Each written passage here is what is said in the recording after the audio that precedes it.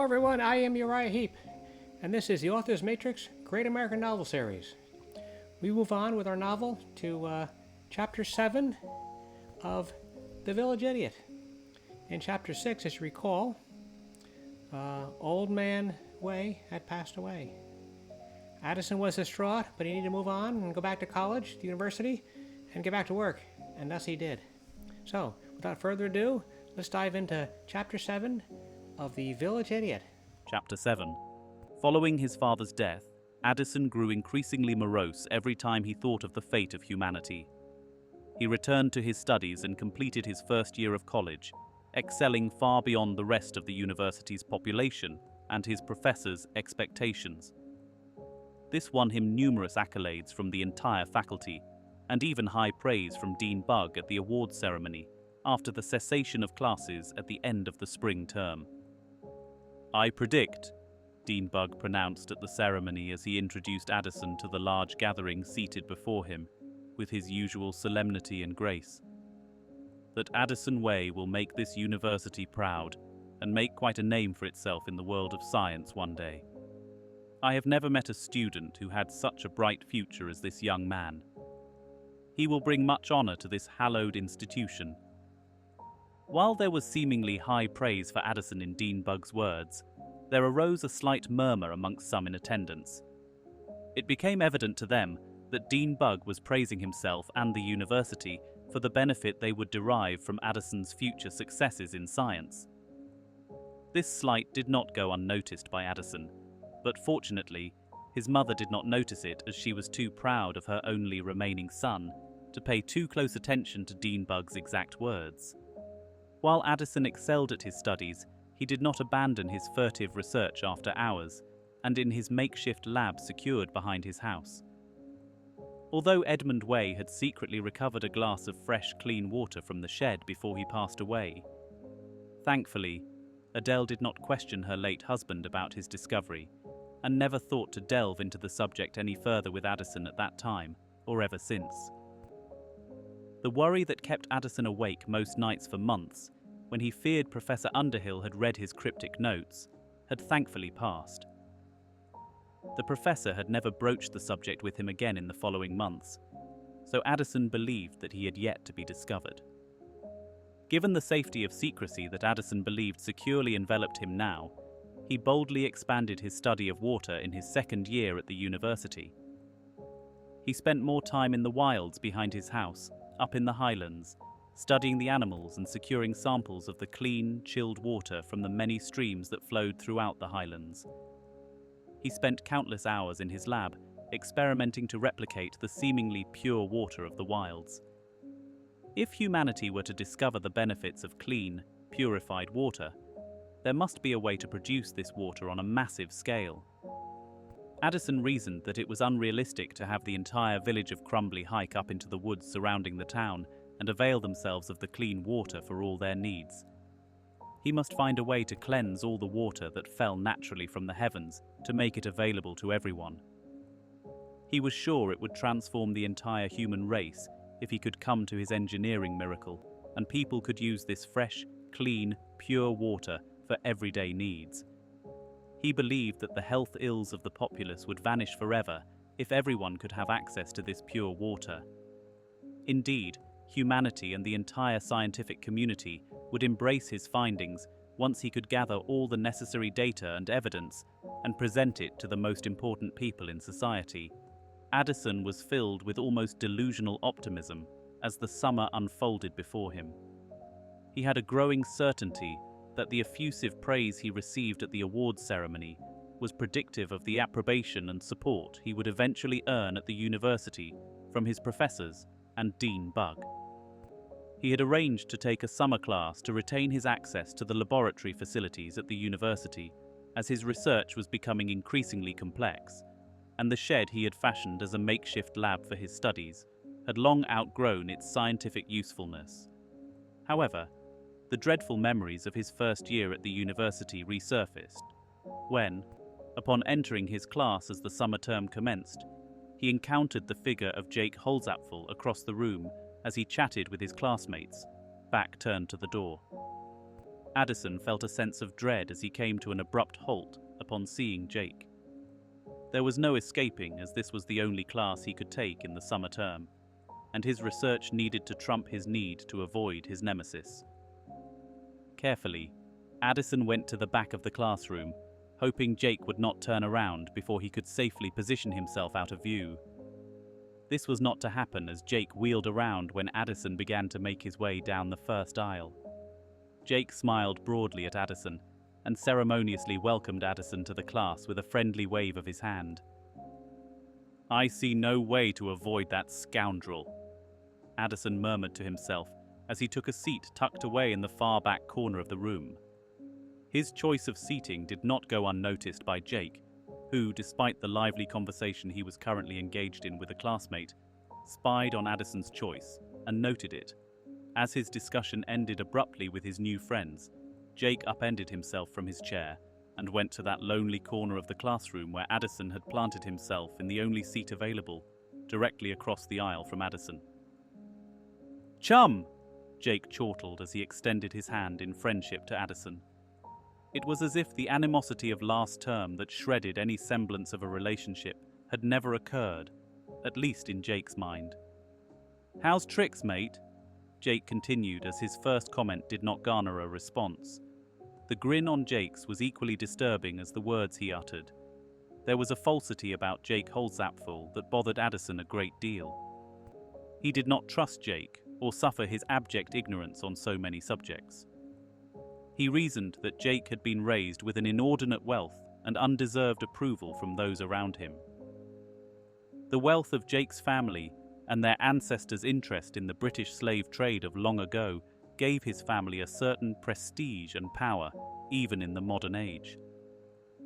No amount of ill-gotten wealth gained, even from those whose time on this earth had well passed, could be respected.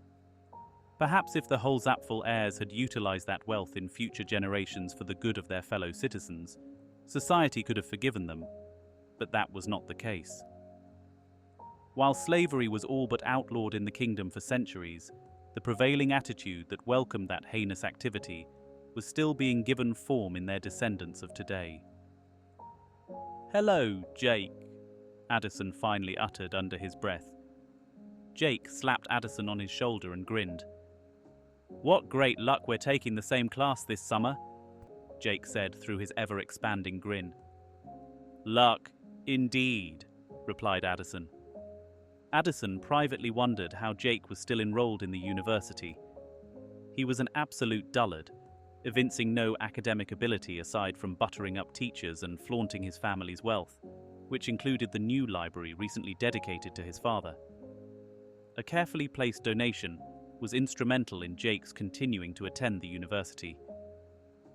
Addison wished to believe that Jake's father's contribution did not influence the university, but logic defied such a radical conclusion.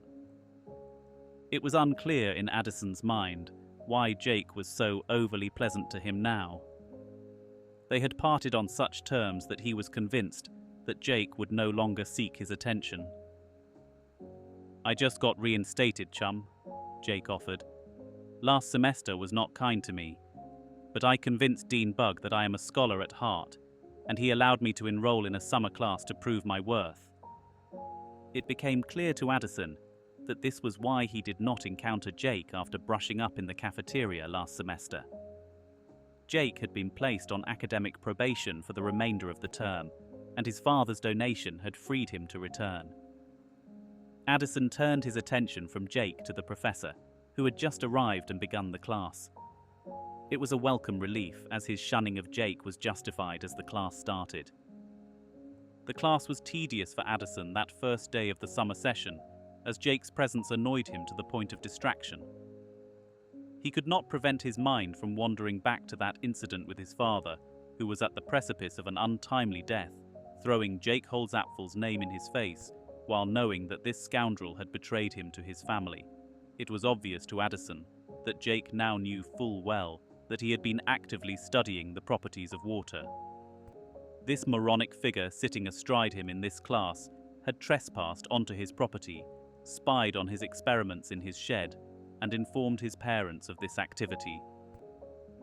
Thanks to Jake, his father went to his grave, bemoaning the future of his only begotten son, which only added to his physical pain.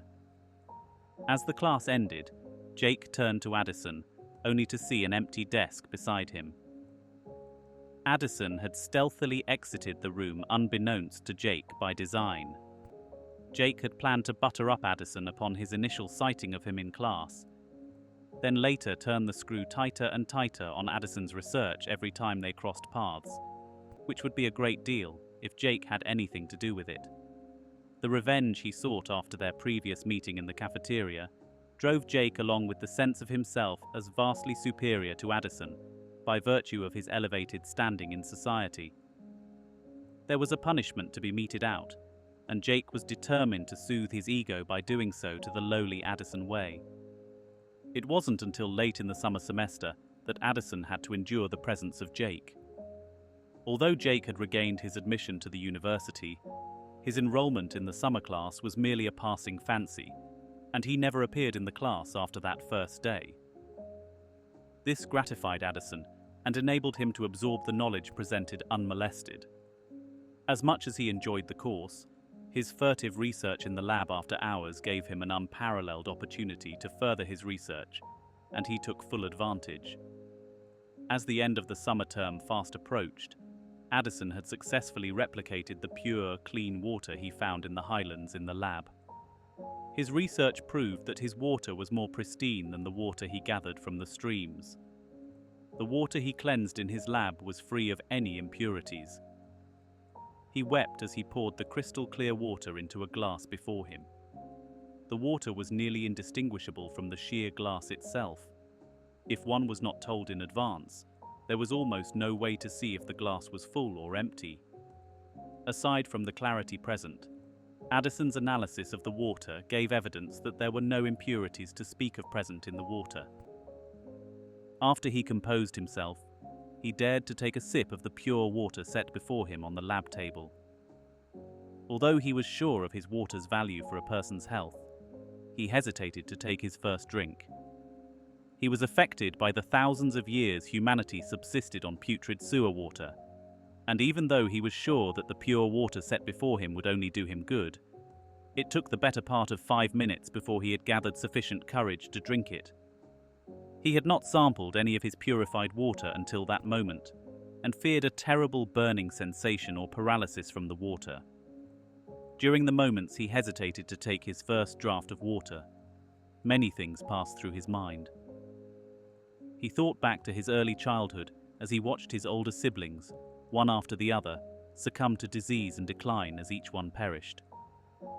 He watched the agony they suffered, and although he was just a young boy, he felt that indeed there was something that somebody could have done to save them. But he had no idea what that thing was, and it tormented him. "Why do I hesitate to drink this purified water?" Addison wondered to himself as he held the glass before him.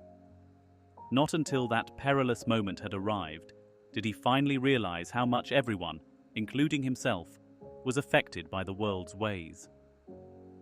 He was a scientist and was sure, based on his careful research, that the clear, pure water he was about to drink was safe and would strengthen his very life. Yet he could not ingest the water happily, free from any reservations. How could a man raised on the consumption of putrid sewer water, with its accompanying foul-smelling stench, find himself doubting his critical mind at such a moment? As he attempted to raise the glass to his mouth, his thoughts drifted back to his father and the deathbed request he had made moments before he succumbed. He recalled his father's weak grip as he implored his son to abandon his foolish research and follow the path he had laid out for him. His father lay there shrunken, covered with sores, and barely able to breathe. Still, even that was not enough to convince him that the very cause of his illness and deterioration was the same substance that the medical community and society as a whole praised. Addison finally gathered sufficient courage, took the glass of water to his yearning, wide-open mouth, and swallowed its contents without further hesitation. He put the empty glass on the lab table and waited for a reaction. There was none. The water he drank had no taste whatsoever. He felt nothing as it went down his throat. He felt no different afterward. It was like nothing had happened at all. He had expected something of a miracle, yet he felt nothing. Was this a success? He wondered, as he stared at the empty glass sitting quietly on the lab table. Was everyone correct? He murmured to himself under his breath. He placed the empty glass back on the lab table and sat back. From a certain point of view, he was relieved that he had felt nothing from drinking the pure, clear water. Despite the sureness of his theory, he still worried as he took in the water moments ago. What did I expect? He asked himself repeatedly. Then, he became agitated when he thought about convincing others that this pure, clear water answered so many of their health concerns if the human body showed no reaction to its consumption. There was no time to ponder this dilemma further, as he heard footsteps approaching the lab. He quickly gathered his belongings and a second glass of purified water and rushed out the door before anyone saw him. As he raced down the long hallway to the exit, he realized that he did not encounter the owner of those footsteps he had heard so clearly while in the lab. The hallway was quite empty, and all was quiet. The following morning, Addison awoke from a restless sleep. As he opened his eyes, he first spied the glass of pure water sitting atop his bookcase safely out of view. His mother was not like his father, as she did not surreptitiously spy on him, so there was little worry on his part about his water being discovered. The morning breakfast passed without incident and little conversation. Addison's mum had grown increasingly morose since the passing of her beloved husband. While she happily celebrated the academic successes of her only remaining son, the loss of Edmund was devastating, and its effects on her health were evident. "Your summer semester is done, Addison?" Adele asked, having struggled for a topic. "Yes, Mum," Addison replied as he reached for a last slice of bread before leaving. "How will you spend your holiday before studies resume in the fall?" Adele asked, hoping to spur Addison into a conversation. "Oh, nothing, Mum," Addison replied. "I shall just relax and putter around the Highlands, I guess." Addison attempted to dismiss his mother's questions, fearing she would inquire too much about his plans. He gently kissed her on the forehead and returned to his room. He had left his teacup full at breakfast, as he could not bring himself to drink tea brewed with sewer water again. Upon returning to his room, he quenched his thirst with the remaining glass of pure water, once retrieved from its lofty hiding place on his bookcase. There was no hesitation this time, and he happily welcomed the clear, purified water.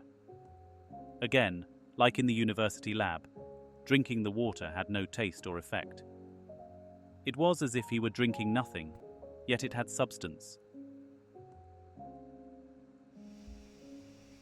So, Addison survives the passing of his father, returns to college, to a summer session, and discovers how to purify water in a way that had not been done before. How will the world react when they find out?